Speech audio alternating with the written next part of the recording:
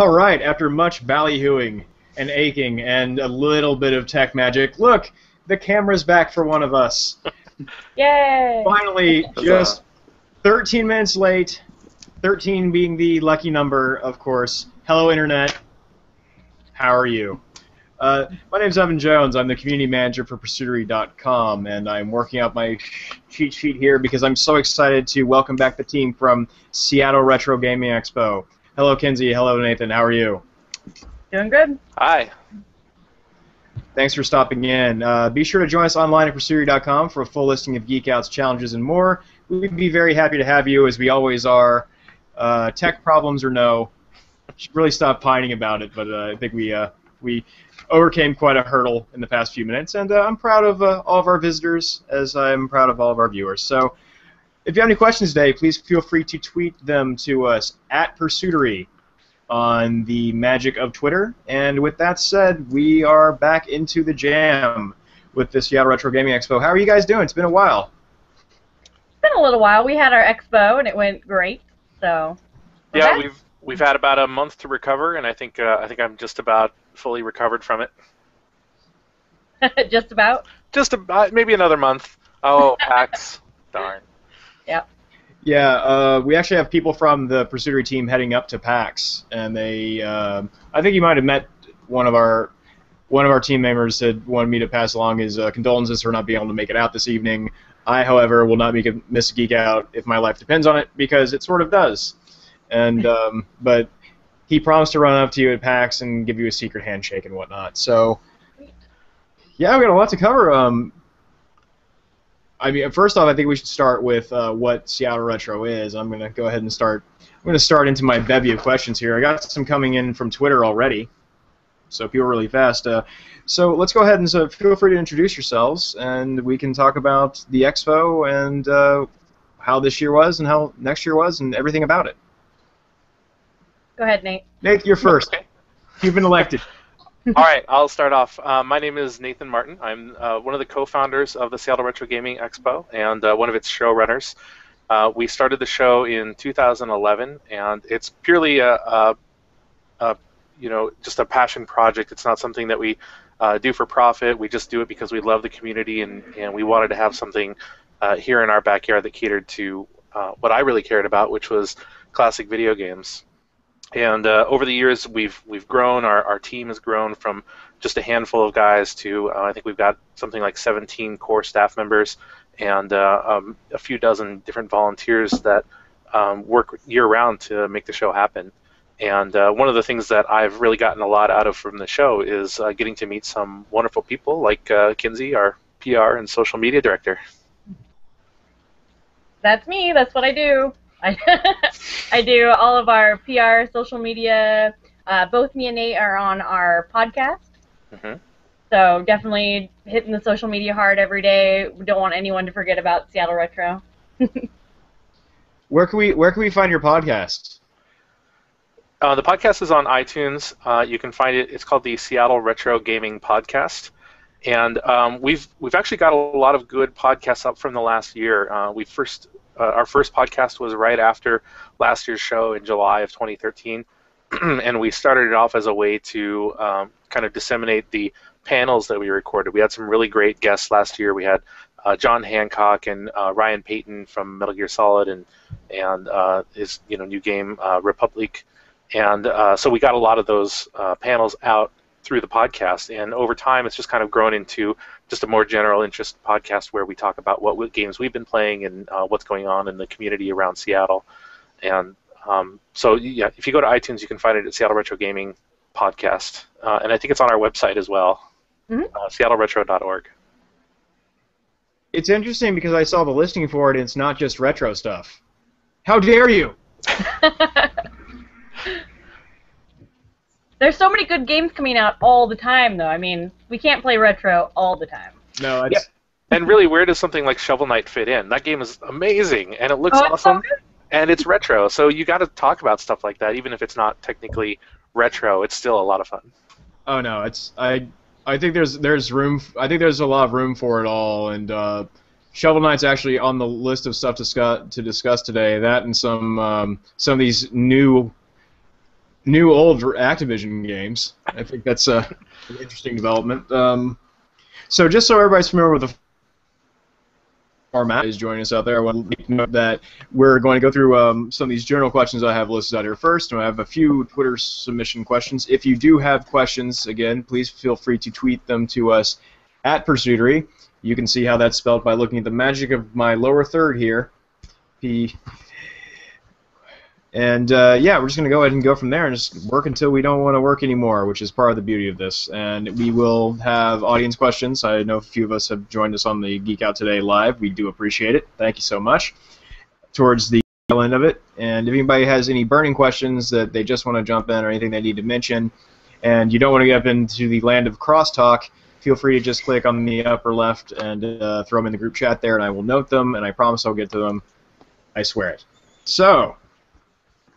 yeah, so last time we spoke was a few months ago. It seems like a few lifetimes ago because so much has happened. But let's talk about the 2014 convention. How'd it go? What was the scoop? Well, I'll let Kinsey talk about Saturday. I had some issues on Saturday, so I wasn't there for the whole day. But that's definitely the big one. Yeah, I mean, it all ran actually pretty smooth. Very few fires, which is great for a convention. So, I mean, I don't know, it was a month ago. It's like I don't remember it. I think I was just running around like a crazy person the whole time. I was kind of the, I guess, unofficial MC. I don't think I talked enough on the microphone to be considered the MC, but... yeah, so every year we add we try to add some new component to the show, and this year we had a stage that was out in the kind of common area for podcasts and tournaments and other things to happen, and that was really cool. But we also, we had Carlos, a good friend of the show. He was helping to MC it and kind of help out Kinsey with that. But we also used it for our Chiptunes concert, Arcade Armageddon, which was on Saturday night, and so that was our first year actually having the concert on the show floor as opposed to doing it at an outside venue, and that was a lot of fun. Yeah, it went so well. Because they had their, it was kind of like, well, for people who don't know, Arcade Armageddon is a combined chiptune show with a kind of wizard on-stage style tournament. And throughout the day, people got to play a game to win a spot to compete on stage at the concert that evening. So it just went so well, and yeah. Yeah, we also had our charity auction. So this year we brought the silent auction into SRGE, and it was all to benefit the Cystic Fibrosis Foundation, which is a very passionate nonprofit for our Director of Operations, Sean Hill. And the charity auction concluded that day, right? We had Yep. two. We had one that concluded on Saturday and one that concluded on Sunday. So those are both new for the show this year. In addition to just the larger venue, we're in a new space, probably our new home, the Washington State Convention Center, and so we tried to take as much advantage of that extra space as we could, and we really packed them in. Yep. It's not too shabby as far as a convention dig. Oh yeah. I mean, there's not where else do you go? Once you get the Washington State Convention Center, that's pretty much where you're going to live until you become PAX. Yep. Next up, Superdome. I've been to Seattle twice, and I could use all the references to the 3 places I've been. So already this Geek Out's been a raring success. All right. So we talked last time about how things had gone down. You were scurrying all over the place to get everything done, and you mentioned how you didn't have a lot of fires. What did you learn from the convention this year? Because we had mentioned a lot about how to run a con and how to run events, but what was the takeaway lesson? Deep in thought, both of you. That's a good question. Because this year was one of the first years that ran really well, or really smoothly, I should say. There wasn't a lot in terms of new lessons. For me, it was more about understanding what we did that went well, like why it went well. So I'll give you one example. I mentioned earlier that Kinsey really was kind of the person running around on Saturday, and that's because I wasn't able to make it due to kind of an emergency that happened earlier that day. I wasn't able to be there at the beginning. And normally in previous years, if I hadn't been there at the very beginning of the show when people were just starting to line up, it could have been a real problem. But because we had such a great team this year and we had people that really understood their roles and were prepared and we had learned all these lessons from previous years, they were able to step up and handle the registration and let things run smoothly, even though I wasn't able to be there right at the beginning. At least that was my assessment, Kinsey. I don't know if you have any other thoughts on that. Yeah, I think one of the biggest fires was, oh no, Nate has the change. Like, people buying tickets. Oh yeah, that's right. Sean was running around to different ATMs and trying to find grocery stores that would give him change and stuff. Yeah, but I mean that ended up great, and we got change before the doors opened, so worked out. Yeah, one thing that we did last year, Kinsey and I were both on a panel for how to run your event. And I mean, I don't think that there was a lot of detailed information given away at that event. It was more like convention horror stories, the panel. But I feel like I feel pretty comfortable now that if somebody were to come to me and say, like, how do you run a convention? What needs to happen in order for the first year to go well? I feel like I could do that, and that's a nice feeling. Yeah, definitely. I felt. Yeah, that panel did kind of turn into convention horror stories. And the one that we're referencing, I'm pretty sure, is the one that happened at Emerald City Comic Con. Yes, that's right. Yeah. And I think if we were on that same panel now, it would be completely different. Mm-hmm. Just because I think Seattle Retro is going so well now because there wasn't that many fires. And that's crazy because I remember last year there was fires. So, I mean, we've come so far in so little time. And it's amazing to be a part of it. Yep. I was moving some windows and I just realized, oh, I don't want to hit the wrong window because I'll destroy the Geek Out. I just didn't want to go 2 for 2 on funny tech stuff. So this was this year number 3? Number 4. Number 4. Yeah. So we our first year was in 2011. That year I think we had something like 250 people. And then 2012, we had 450 people. 2013, which was last year, I think we cracked 800 attendees. And this year, I don't know if we've ever actually shared this number publicly yet, but I believe we hit around 1,500 people this year. Yeah, yeah. So we've had at least 50%, if not double our growth every year. Word's getting out. So, eventual world domination. That's the plan. We're like a virus. But a good one. A really awesome virus, yeah. Okay, so down to brass tacks, which game had the biggest line? Oh, I know you had a host of systems this year. Which game had the biggest line? You know, there's always people waiting to play the Steel Battalion games. Yep. And the Mario Kart, I think, was pretty popular as well this year, because this is the first year that we had system-linked GameCube so people could play Double Dash. Mm-hmm.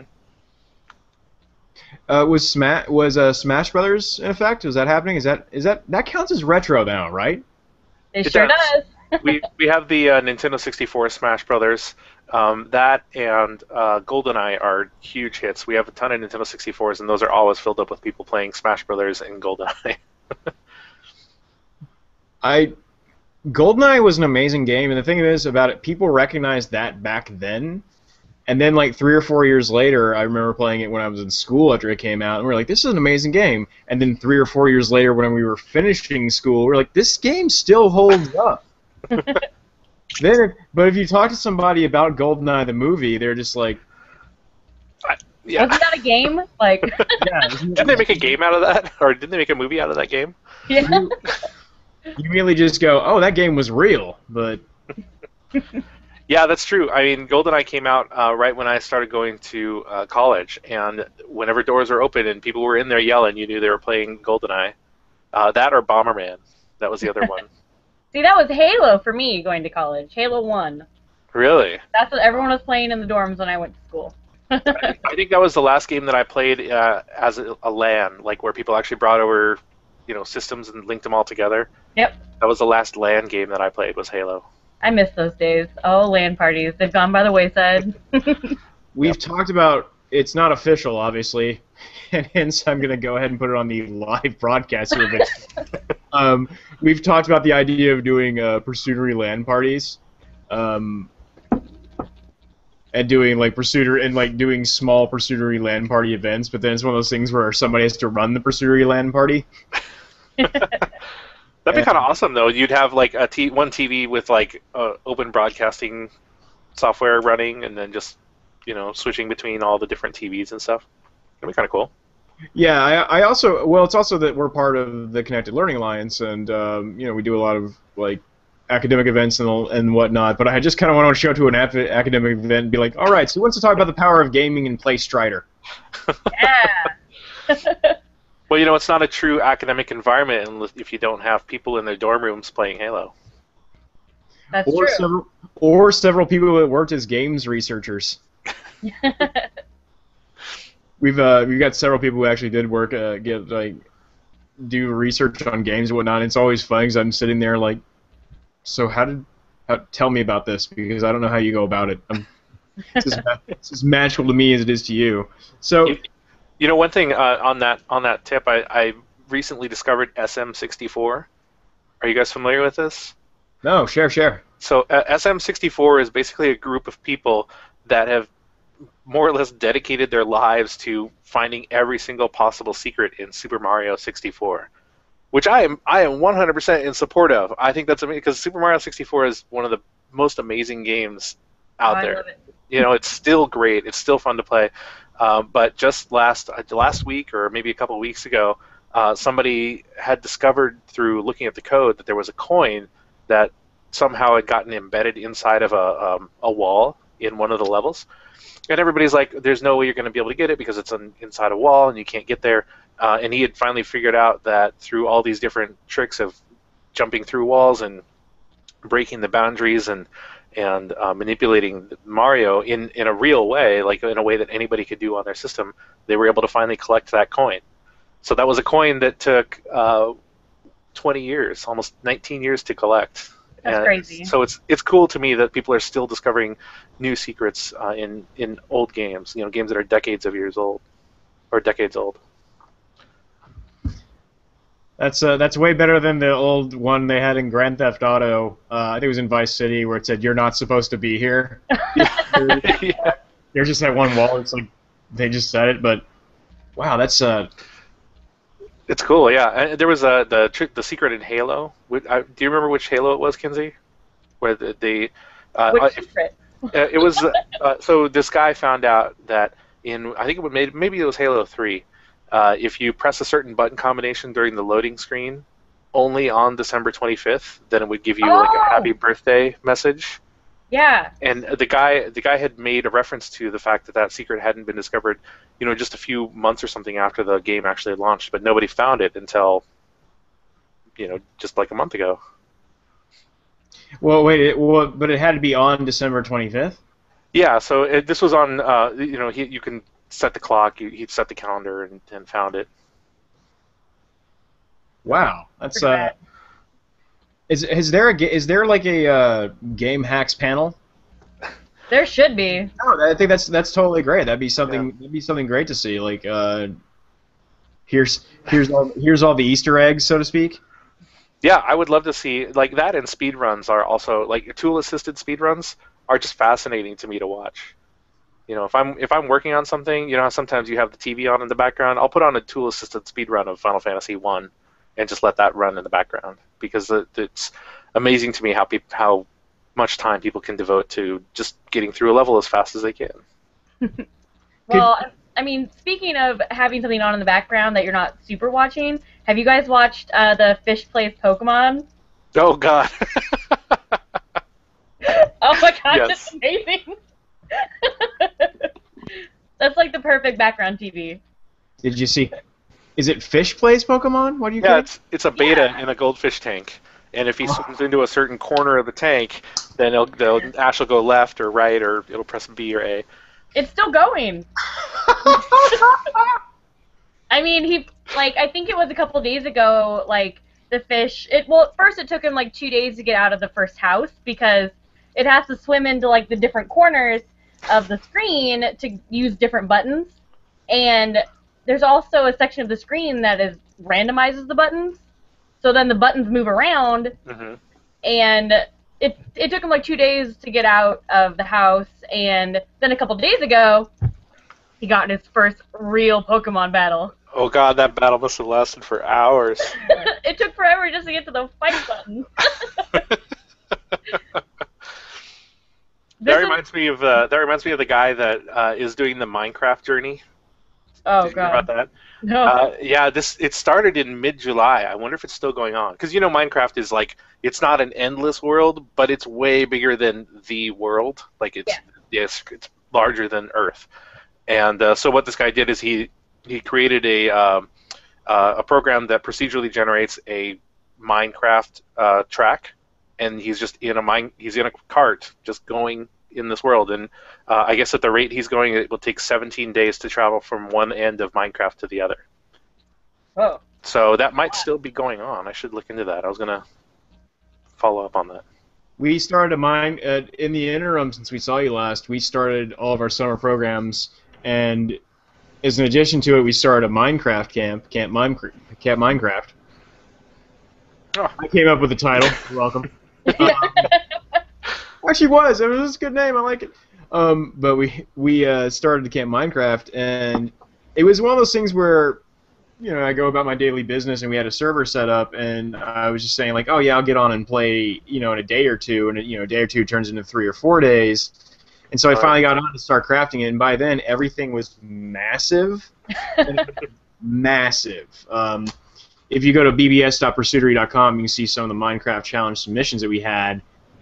And people were designing games and mini games and just stuff within the game, and we were just sitting there going to myself, like, I was intimidated off of my own servers by what people had built. And they would write in with questions, and I was like, let me go find somebody that's an absolute genius who can answer this, because... And that happened with our game programming stuff, too. Like, I'd get a question, it's like, yeah, how do I fix this? And I'm looking at it like... Oh. How do you start it? Yeah. That's my problem. Because I dabbled in game coding too, and you always are trying to do something, and you'll run into a problem where it's like you were like, you don't even know how you got there anymore, and you're following these little spaghetti trails backwards and trying to figure out where this came from and why is this code doing this one thing. And I can't imagine being an instructor who is trying to follow somebody else's code. You know what I mean? It's so hard to do. Well, the best was, like anything, the people take it and run with it. So there are games that I'll show you some of the links later on. If anybody's interested in watching, you can see them on pursuitery.tumblr.com. Plug. But some of them were so insane that I just turned around and I actually sent it to the people at MIT that run Scratch, the visual coding program, so I'd be like, look at this. Can you believe this? Look at this. Because there's things where like there's health counters and special attacks, and that's insane. So it was just such a great thing to see, and like people just take the ball and run with it and go wild. But back to my massive list of questions here, if you will. So, dealer's room this year. I was wondering if you got a chance to jaunt about the dealer's room and see what was available. There was a lot of stuff. Granted, I didn't get to shop as much as I wanted to because I was running around like a crazy person. But I did some shopping, and it was great. A lot of the vendors were just selling games, which was wonderful. So just like old games, there was a booth that was selling like old like Commodore 64, like really old stuff. And that always just warms my heart because I don't usually see a ton of the super old. So that was awesome.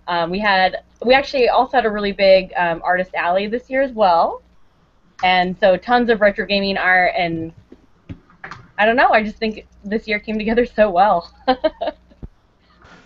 So many games to buy.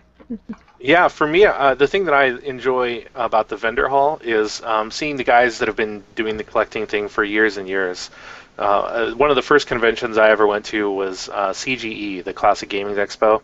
That's kind of the nationwide one, and I think the first year I went was in 2001. That's coming up too. It is, yeah. I'm looking forward to it.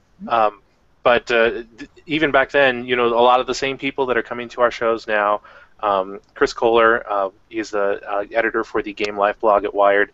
He has a booth at our show every year, and he sells and buys stuff. And what his main reason for coming up here isn't to like report on the scene or anything. It's because he's looking for games, and he'll get there early and barter with all the other vendors. And it's nice to see that people that have been doing it for this long can still come to a show like this and find something new and unique that they haven't seen before, or something that they've been looking for that they haven't been able to find for 5 or 10 years.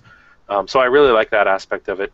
And then it's amazing some of the products that you'll see here too. One of the guys who's another longtime attendee of these conventions has 400 or 500 brand new boxed, sealed Atari 2600 and Atari 7800 games. No. Yep. And he sells them for like $5. I'm like, I've never seen this before. I don't know where I would ever find this again. But if you want a brand new Atari 2600 game, you can get one at our show for $5 from one of our vendors. And those aren't. I was going to ask you about retro boxing or reboxing. Yeah. Oh God, I don't. I don't think so. No, those are not. He bought those. He knows the whole story behind them. The guy he bought them from found them in a warehouse. It was part of one of those warehouse liquidation things, and so he bought all of them from this guy, and he's just been slowly selling them over the last, I don't know, 5 or 10 years since he got them. So those are totally legit. But I have to say, this whole reboxing thing, I don't like it. No, no, sir, I do not like it. It's just becoming harder and harder to confirm that the rare game that you're buying is legitimate, or that it wasn't a repro. We're getting into some dangerous territory in terms of collecting. Yeah, I see a lot of people who make labels for like super rare NES games and things like that. That way, if your label's all like, scratched off and terrible, then you could just put a new one on. And I feel like that's not. No. Yeah, and thankfully the community is very tightly knit. A lot of the people know each other, and they know the good sellers from the bad sellers, and the new random people that nobody's ever heard from before. One of the examples I can think of is about 2 or 3 months ago on Nintendo Age. There was a person who was looking specifically for a bunch of reproduction stickers, labels for, I think it was Flintstones. Oh, yeah. Did you hear about this?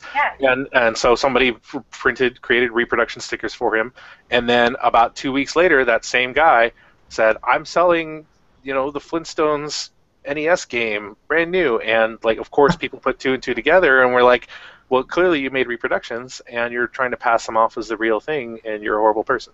Yeah, I think that was like the Dino Peak one, right? Like the rarest of the Flintstone games. That's the big rare one. So yeah, I mean, it's totally easy to get ripped off now through reproductions and these boxes that are being reprinted and remade, and that's unfortunate. But like I said, because it's a tight-knit community, people do kind of do tend to catch those sorts of activities. But So for the phenomenon in a nutshell, because we got some viewers here and whatnot, people tuning in, just in case you noticed it, was that people were basically taking games and then putting them in a box and saying, "Oh, look, it's been sealed," and selling them, or was it people just wanted to say like, "Oh, I just had made my own box"? Well, in this particular case, it was somebody who had a sticker reprinted, and then they flashed the cartridge. They put new chips in there to make it look and act like the game, and they would put that in a new cartridge and put the sticker on it, and then try to sell it as if it was the original cartridge. But the box thing is something that I have only recently seen, where people are recreating the boxes. I haven't seen anybody try to sell a box as if it was brand new yet, but I don't see it not happening in the near future, if that makes sense. Yeah, and I know like the rise of repros is it's been like a big deal the last couple years, but I've noticed a lot, at least my friends who make repros, they almost have like an unwritten code of ethics. Like, the only games that they'll make labels for are games that never came out in America, so there's never going to be like a NES-shaped label for them. If you see a NES-shaped label for like a game that never came out in America, it's obviously not real. Yeah, there's a lot of awesome reasons to have a reproduction done. I have a copy of Final Fantasy II for the NES, something that never came out in the US that was fan translated. I have an actual physical cartridge that will plug into an NES and I can play it. I also have Earthbound Zero, the NES version of Mother, which was another fan translation. And we do some other cool things too. What is it that that you guys do for Super Bowl, Kinsey? Oh, we make it so like the roster is this like an updated roster basically for Tecmo Super Bowl on the NES, and it's amazing because like this last year we did all like the Seahawks, all current, and I had a Super Bowl Saturday party where we kind of tried to call the Super Bowl using our Tecmo Super Bowl cart that's all updated. And it was super fun, and we made like labels for both teams, and we, it was great. It was a good time. But I mean, that kind of stuff, like that Tecmo Super Bowl and the NES never came out with Russell Wilson on the label. So, like that kind of thing, I think it's just so much fun. It's fun to do, yeah. Yeah. They even didn't when Mega Man 9 came out, didn't they have like a reproduction cartridge? Yeah, they did. Not a ton of them, but they did. Oh. Speaking of the Tecmo thing, I was talking with a friend last night, and I don't know if you're familiar with the comedy duo of Key and Peele, but they have a thing where they've got the East-West All-Star Game, and they just have people with their made-up names, and the names get more and more ridiculous. And so now we actually, through Pursuitery, know some people who play professional sports, and so I'm lobbying to get them to try and change their names to some of the people in that skit. Nice. The only reason I'm mentioning this is because one of them is a gamer, so it's close enough for me to tie it in a tangential fashion. And speaking of going to great lengths and cheesy transitions, who made the longest jaunt to the Seattle Retro Gaming Expo this year, as far as travelers go? Oh, that's a really good question. That's something that we didn't really look at too closely this year, but in the past we have had people come in from San Francisco and I think Houston. We had somebody come in from Texas. I know that we've had people express interest from Australia, but I've never followed up with anybody to say, like, hey, did you come from Australia? I know we had a guy come down from Alaska just because he saw Seattle Retro mentioned on the Metal Jesus Rocks YouTube channel. Oh, just so you know, in the comments, Mr. Henry noted that somebody came to SRGE from South America. Nice. Wow. And I know I'm going to mispronounce your name. Please forgive me. Narari? I'm sorry. I just said it, and I just saw a head shake like. No. Rio. It's Narai. Rio works too. Okay. They're Hi, both great. They're both great. And as I sit here and stare at my shoes for the rest of the geek out, had noted somebody came in from England. Yeah. So they had family in Spokane, so. Yeah. That's awesome. I mean, I would love to. SRGE, it's in the name. It's kind of a local convention. It's Seattle Retro Gaming Expo. It's very cool to have people come out and check it out from other areas. But we do focus on kind of the local game stores and the local scene here. Having said that, I would love to go to England and go to like the London Retro Gaming Expo. I think that would be amazing. So it's really cool to me that other people are willing to do that too. It kind of makes me feel like I'm not alone in my stupid weird convention. I mean, it's pretty much because we're like amazing, right? It's time to add a world map. Yeah. No, I'm kidding. It would be great, actually. You give a little world map, put it up there, and just have everybody stick a pin in where they came from. And that's a really good idea. Yeah. I like that. I'm full of good ideas. and coffee. Well, coffee's the best. So, we're from Seattle. We gotta love coffee. Like coffee. Sorry. So, wait, you said you don't like coffee? No, it's gross. It's all bitter and dumb.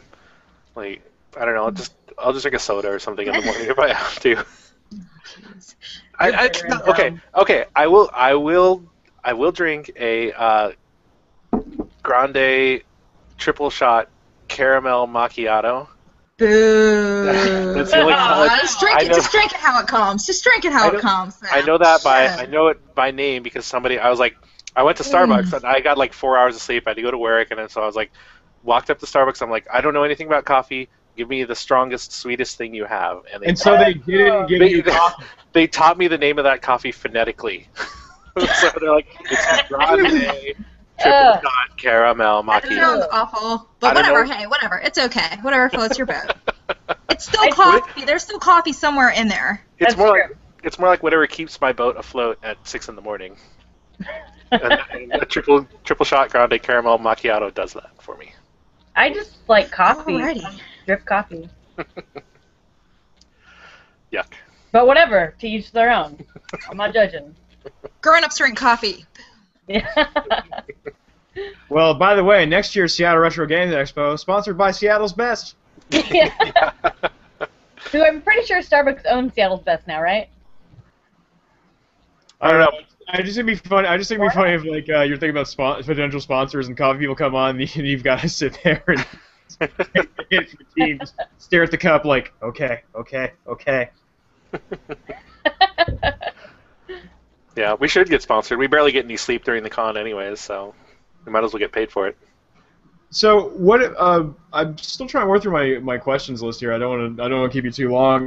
What have you been up to post con? Because it's been a month, and there you go. Well, I've got something I want to talk about, but Kinsey, do you have anything that you want to talk about first? Not really. I mean, Seattle Retro's awesome, but Nate's thing is so good.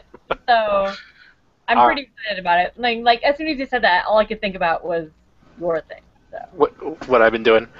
Okay, so I'll give you kind of the rundown here. I am working on a new project.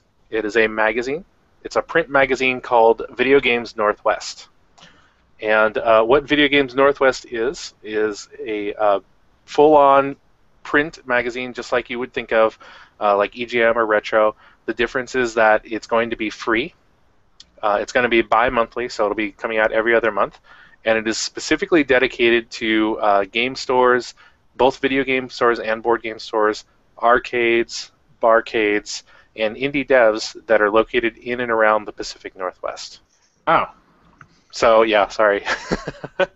But that's kind of my passion project, and it's really grown out of what I care about and what I love about Seattle Retro Gaming Expo, which is that concept of building a community and finding creating a place for people who with a shared passion to kind of congregate and get around. So the way that I think about it is the internet is really awesome because it lets you find your tribe. You know, it lets you find the people that you care about and that care about the same things that you do.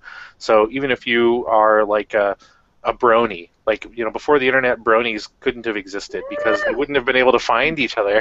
You know what I mean? Like, you might love My Little Pony, but you wouldn't be able to find anybody else in your immediate neighborhood that could. But now, thanks to the power of the internet, these people can find each other and be a part of that tribe. So the internet is really good at taking a global community and letting people find each other. What the internet really sucks at is letting you know what's going on in your own backyard. So it's really hard to find out that there's a chiptune band playing at the bar down the street from you. It's really hard to find out that there's a fighting game tournament going on at the video game store near your house. It's hard to find out that there's a video game store near your house. Like, if you don't drive by it, or if somebody you know doesn't go to it and tell you about it, it's hard for you to find out, and chances are you're not going to learn about it on Reddit or Kotaku, because Kotaku isn't going to talk about, you know, the game store up in Lakewood or Shoreline or whatever. So I think that Video Games Northwest is going to fill that niche by creating a free magazine that's distributed to all the retail stores in the area, all the game stores, all the arcades and barcades. People who know about John John's are going to learn about Another Castle's new arcade area. You know, people that go to 8-Bit Arcade are going to find out that Super Smash Games just opened up a new store in Ballard. And because of that, I think that people are going to learn more about what's going on in their neighborhood and what's going on around them.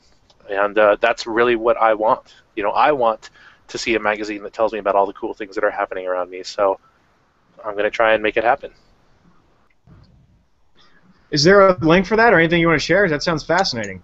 Yeah, so right now, Video Games Northwest hasn't happened yet. This is actually the first time I've talked about it publicly. So if anybody's interested, they can go to videogamesnorthwest.com. And right now, all it is a sign-up sheet, so you can put in your name and email address, and that'll put you on our ambassador list. And the ambassadors for Video Games Northwest will receive a few emails once the magazine, once the project goes live, and they'll have an opportunity to help support the magazine and make it happen. So Video Games Northwest is actually going to start off as a Kickstarter, and the Kickstarter is going to launch in about a week to a week and a half's time. And if we meet our goal, then it will begin with Season 1, which is going to be 3 issues. And then if we hit our stretch goal, it'll be 6 issues, which will be a full year's worth. So if you go to videogamesnorthwest.com and sign up, then you can learn more about it and be a part of the team that makes it happen. So I've been sitting on this for quite a while. I've been talking about it with my close friends. So Kinsey's known about it. She's one of the collaborators on it. She's going to be helping me with the campaign and the PR. And then once the magazine launches, hopefully, Kinsey, you'll be around to help with content and all that fun stuff that we do at SRGE. We'll be doing for Video Games Northwest as well. Yep, it's going to be awesome. So the upshot is you are going to learn to love coffee whether you like it or not. Yep. Yeah, so that's what I've been doing for the last month. That's what I'll be doing for the next few months. It's perfect timing for me because this is kind of our SRGE downtime. You have PAX coming up, though, right? We do. Yeah. I know, Kinsey, I don't know if you want to talk about it, about what you're doing at PAX, but this year I've dedicated my time to just getting the word out for Video Games Northwest. Well, at PAX this year, I'm doing something a little bit different. No panels, no after parties, none of that this year. I actually got a freelance PR job for a video game company just for PAX. Ooh, so nice. I'll be hanging out at the Deep Silver booth all weekend. So that's where I'll be. Come say hi, because I don't know if I'll get many breaks. Yeah, in case anybody's wondering, what's the best way to describe PAX? Just like the biggest user-facing video game convention? Is that a good way, or? Oh, it's huge. And lines. Also describe PAX in lines. But no, it's amazing. I just love walking into the vendor hall, and it's so, like, bumping. Like, there's people everywhere, there's video games everywhere, and it's just fantastic. It's kind of like what, like, I don't know, kind of like E3, I guess, in a way, but for the public. Yeah. PAX is very, it's customer-facing, I guess you would call it. It's something that's for the public.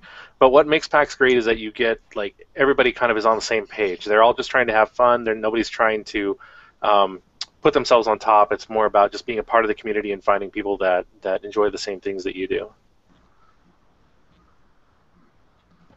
Yeah. It's going to be great this year. I'm excited. Are you guys still throwing local events as well? Because remember we talked about that last time. Yeah, definitely. We still do our monthly video game trivia over on the east side of Seattle, over in Kirkland. So we're still doing that. And we'll always do kind of our random video game events throughout the year, as always. We don't have any quite on the horizon right now. I think a lot of the time is going to Video Games Northwest, which is great. But we're definitely still going to do the trivia and more events coming soon. Yeah, the question block is a monthly thing. We just finished up our second season. We're beginning our third season, so it runs on a yearly basis. We're trying to come up with new and exciting trivia rounds and ways for people to participate and engage. But I'd love to do more like concerts this year, and I'd love to do more meetups and events, so maybe we can make that happen in the fall and winter. There's a link in the sidebar you may be interested in. So before we move into questions that people might have, I just had one last big one. What have you been playing of late? Here's where we get into Shovel Knight. Kinsey, you want to go first? You've been playing way more games than I have lately. Yeah, I have. I did play a couple hours of Shovel Knight, and it's wonderful. It's like kind of retro goodness that I just love that kind of thing. I started playing Dead Island, which is just something I had never picked up, and due to my current things at PAX, I figured, oh, maybe I should play this game. So, and of course, The Wolf Among Us, I finished the season out, and it was absolutely fantastic. Hotline Miami 2 comes very soon, as I see in the comments. And Hotline Miami 1 was phenomenal. I loved it. And horrifying. Yeah, and horrifying. I guess I should say horrifying as well, yes. I mean, there's just so many games, and especially coming out soon. Like, Destiny is next month. Dragon Age Inquisition is November. Shadows of Mordor, Alien Isolation is October. Like, there's so much stuff coming out, like, that I don't have time for the new stuff or the retro stuff. But I'm going to play as much as I can. Yeah, you mentioned the Destiny beta, or Destiny, and I enjoyed the heck out of the beta. I think the beta is so a lot of fun. I'm looking forward to that game. It's going to be my first MMO, I think, that I get into. If quote unquote MMO. I don't know how MMOE it's going to be, but I'm looking forward to finding out. I have been playing Shovel Knight. I know everybody's talking about it, so I won't say too much more that you haven't heard everywhere else. But it's an amazing game, and I love playing it on the 3DS. The other game that I've been playing is this actually goes back to the Seattle Retro Gaming podcast. Back in January, we made a New Year's resolution. Kinsey, myself, and I think Rob was the other guy, right, on the podcast. Yeah. So my New Year's resolution for this year was to play through the Mass Effect trilogy, and I'm trying to get through it. I'm like, how far would you say I am into the first Mass Effect, Kinsey? Is this your first time at the Citadel? It's my first time at the Citadel. Yeah. Not very far. So I've got a ways to go. And Kinsey, you were giving me a hard time because you're already done with your 2/3 of the way through your resolution. Yeah, well, the thing with these resolutions is they were given to us, basically, in a way. So mine was, I had to play through the Uncharted series just because I had never cared about playing it. It just wasn't up my alley. But I'm through both Uncharted 1, and I think last weekend I finally beat Uncharted 2, so I only have one more. Yeah, so I love the Uncharted games. I think they're a ton of fun. I really enjoyed the storyline and the gameplay. So I think I kind of forced that onto you. And I know, Kinsey, you're a huge Mass Effect fan. Yep. You've got your awesome N7 leggings. Yeah. But Mass Effect, Mass Effect 1 is longer than all 3 Uncharted's combined. So you got to give me a little slack here. Well, I mean, if you just run like straight through the story, it's not that much longer, but it's way more enjoyable. So. We'll see about that. Your resolutions seem like they're foisted upon you. You know, you're albatross. Well, I mean, I do think that these are iconic games. Like, if you want to call yourself a gamer, this is something I've wanted to do for a long time. Is create kind of like a curriculum of games that you should play. Like, if you're a movie critic, everybody expects that you've seen Citizen Kane and Godfather 2 and, just like some of those classic movies, Jaws.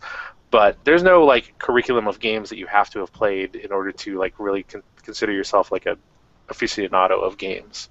But I think there should be. And if there was such a thing, then I think that the Uncharted series and the Mass Effect series would both be on that list. Well, and I think that everyone has their, like, almost embarrassing, I've never played this series thing, I mean, I've never played a Half-Life game. So, I mean, I think everybody has that, Yeah, it's fun to go through that stuff. And especially the older stuff, because it's fun to see how well it holds up. Yeah. I think Rob's thing was Knights of the Old Republic, right? Yep. Yeah. Which is crazy that someone has never played that game, because it's fantastic. The online game? Coder, yeah. The original, the BioWare one. Yeah. We have a somebody who played a voice in one of those coming on fairly soon. And by the way, if anybody's wondering, if you heard a bunch of hiss and noise, it's because I have my air conditioning on because I live in Los Angeles. Oh man, it doesn't matter these days. It cracked 90 up here, and then it rained. So in addition to the heat, we also had a lovely bout of humidity. Ugh. Yeah. And because it's Seattle, nobody has air conditioning. Like we don't need it 90% of the time. I don't get that. I still don't like. It's not like you don't have 2 months of the year where it's really hot. You only really need air conditioning in Southern California for 2 months. Yeah. I don't know. It just seems like a waste. Why you got to make it so difficult? I have one window and one fan, and several ice packs. So. Well, you both may have heard, and some of the viewers at home, I can't wait to hear the playback of this, and it's just all like, even though my mic is way over here. I had both a fan and an air conditioning going. Yeah, I'm not gonna lie. I turned off my fan right before the podcast, but it's one of those huge, just not a box fan, but it's like a massive Vornado fan. Feels so good. Let's hope I wasn't the odd man out in blowing the sound quality after I got this brand new mic that I like so much. Oh, it's so red. Is that a blue? Yeah. Yes, it is. Snowball. We were discussing its relative merit. So we're almost an hour in. Well, we're 9 minutes short. So let me get into some of the audience submitted questions. And again, if anybody on the actual Geek has questions, feel free to jump into the chat and we'll get them as well. First off, cooler logo, Mega Drive or Super Famicom? Super Famicom. I don't know, that Mega Drive logo. It's cool, but pretty awesome. I like the colors. The Super Famicom, it's just 4 circles. It's circle, circle, circle, circle. But the Mega Drive has got this metal chrome look to it. It's so neat. I think my heart just lies with the Super Famicom though. It's like the Sailor Moon RPG, the beginning of the SMT series. There's so much there. It's already I see that logo and I'm like, no, I love it. I can't help but love it more. Maybe I'm alone on this, but I feel like I like the two-tone purple colors better than the Super Famicom colors. Am I alone on that? Yeah, they did the primary color thing before Google did because Super Famicom knows what's up. I don't know. I like the purple. I like the light purple, dark purple. I think that was a good move. Then they ruined it with the GameCube. To be fair, I do want both a Super Famicom and a Mega Drive shirt. So when I get that paycheck, it's going over to Redbubble. Yeah. You could be Super Famicom in the front, Mega Drive in the back. What? Yes. and Kenzie, don't get me started. Don't get me started on Sailor Moon. Well, with the reboot. Yeah, with Crystal out and everything else. And actually, it turns out that a friend who I am trying to get on here as a guest on Pursuer.com as well. Turns out she's the new voice of Sailor Moon, and I didn't know that. What? And I'm so happy for her, but it's also such one of those things where now it's well, I'm gonna look at you differently. Yeah, like a movie star. That's kind of awesome. That's amazing. Yeah, then somebody else I met because I actually am not. I'm kind of I hide and click all day long. Somebody else I knew I liked very much is made it got the Sailor Mercury gig, voice wise. So. Wow. There you go. It's small. It's small. That is we talked about a bit. Is pseudo retro gaming a part of SRGE? Yeah. Why not? Yeah, I think so. We don't. I mean, it kind of depends on what you consider pseudo retro gaming. I'm not sure what you mean by that. Is that like new game like Shovel Knight and Retro City Rampage and Retro Game Crunch and all those new games that are retro style, right? I believe that's what they meant. Yes. Okay. Then yeah, definitely. I mean, their heart's in the right place. Yeah. In that case, I'm 100% on board. I will take I love indie games these days. I play more indie games than regular games, and it's partially because a lot of them have retro sensibilities to them. So I'm definitely down with that. Okay. 2 more questions from the audience. Dun-dun-dun-dun. Okay. How much Metal Slug is too much? Well, I really like Metal Slug, but I like playing Metal Slug on the Neo Geo NVS arcade system. That's why I like playing Metal Slug. So I didn't play a lot of the console versions, and I don't know. I like them all on the Neo Geo. They're fun. What do you think, Nate? I feel like the market's not getting oversaturated with Metal Slug, personally. No. Well, okay. So to me, Metal Slug is sort of like the platformer version of a bullet hell shooter. I feel like there's a lot going on there, and I'm just not. I can't, like, I'm terrible at Ikaruga. I just can't do it. Oh, shmups! It's They're stressful. so good. I like old shmups. I like R-Type. I think there's enough bullets flying around. That's like bullet heck. I'm okay with that. R-Type's a good one. By the way, that was a trick question. The answer is there's never too much, which is in all caps. But we also learned that Nate is not a Toho Project fan. Yep. Okay. I know. No, I'm getting. Now I'm going to get grief from the coffee people and the Metal Slug people. This is not good for me. Okay, so I'm reading a question off Twitter here. This is this came in from Carlos. My question is, what do y'all feel about cross-platform games? Came up today. Do people actually want it? As in, maybe iOS to PC to Android to console. Cross-platform meaning you can play with people cross-platform, or they just come out on all platforms? True cross-platform, depending on graphics. So I think it means, yeah, playing with people across. I mean, depending on the game, I mean, if it's playing with people across platforms, I think, like, the more people you can play with and the more people available on the server would be better. I mean, I don't play a ton of online games, but I mean, games coming on multiple platforms I think is great, because then multiple people can experience it and you don't have to go out and spend, like, another $400 for a PS4 when you bought an Xbox One. So there was a game a while back where they kind of made a big deal out of cross-platform between PC and console gaming, and it was a shooter. I don't remember which shooter it was. Kinsey, do you know? Was it Halo? Oh, it was Shadowrun. Shadowrun, yeah.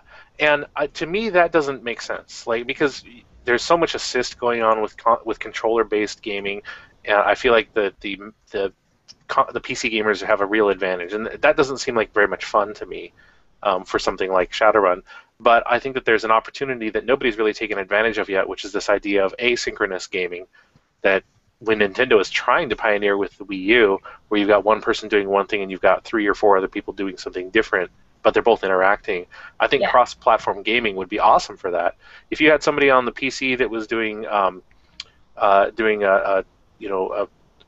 what is it, a Quad X game, like Explore, Exploit, like an Age of Empires style resource management game, and then you've got like people doing a first-person shooter, and the way that the battles go out in the first-person shooter determine whether or not player 1 or player 2 gets those resources. That kind of asynchronous cross-platform gaming could be really awesome, but it's a very technically complex and difficult challenge that I don't think maybe the current consoles are ready for, but I don't know if it's going to happen yet. But that's something that I would love to see for cross-platform. Right. The other thing is the other type of cross-platform gaming where you've got like a game coming out on your PlayStation 3 and also available for your Vita. I think that's awesome. I love being able to play a game and then take it with me and resume my game on a different console. The cross-save, yeah. Mm-hmm. I think Super Motherload is kind of like that. All right. Okay, so before we close out, do we have any questions from anybody that's on the Geek Out? Anything burning up? I have a question. Is the Blue's Clues guy actually like hanging out with us? I like to think so. Oh, please. Is it Blue or is it the guy? Who is that? It's Mr. Henry? Mr. Henry, okay. He's not cute anymore. He looks washed up in real life. Yeah, he's bad. It's not good.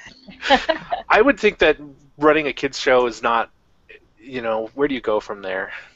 He burnt out. It's okay.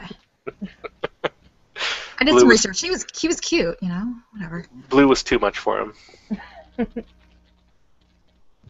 I wonder if Blue's Clues was an intentional reaction against Clifford. Probably. Well, maybe. Clifford was around for a really long time before Blue's Clues, though. True. Well, that said, any plugs before we close out? You got to plug, so you got a lot going on. Yeah, I mean, like I said again, Video Games Northwest that's what I'm working on now. That's a huge deal for me. I would love to see it succeed. I feel like I have a pretty modest goal. I've gone through and figured out all the operating costs. So the actual Kickstarter is going to have a modest goal, but I've got this thing planned out all the way up to 6 months and full-blown coverage. There will be a website as well, so if the magazine succeeds, then there's going to be the website as well. And if anybody wants to help out, or if they want to keep up with what's going on with the Kickstarter and when the magazine launches, go to videogamesnorthwest.com now, and you can sign up, and I'll start sending out emails. Yep, and definitely, of course, Seattle Retro, so seattleretro.org, or on Twitter at Seattle Retro, or facebook.com/Seattle Retro. Yep. All right. Oh, yeah. Video Games Northwest Twitter. Thanks for reminding me, Kinsey. It's at VideoGamesNW. So you can follow me there, and that will also be another way you can keep in touch with what's going on. And of course, Question Block Video Game Trivia Night. It's the last Tuesday of every month at the Wild Rover in Kirkland, Washington. So if you're in the area. This year it'll be the Tuesday before PAX. All right, well, happy PAXing. All right. Again, thanks to everybody for joining us tonight. Thank you both so much for joining us, and all the guests who made it to the Geek Out. Thank you so very much. It was an awesome time, Nathan, Kinsey. Again, my name's Evan Jones from Pursuitery.com. We do appreciate your stopping by. Please visit the website for a list of more Geek Outs to come. I hope to see you all back here. I hope that you guys have a great time with your events, and that Video Games Northwest goes very well for you. I'm definitely rooting for you. And, yeah, please come by and hang out again. Thanks again. Right. Thank you. All right, I'm going to go ahead and end the broadcast now. Everybody start waving as I try to hit the stop button in time.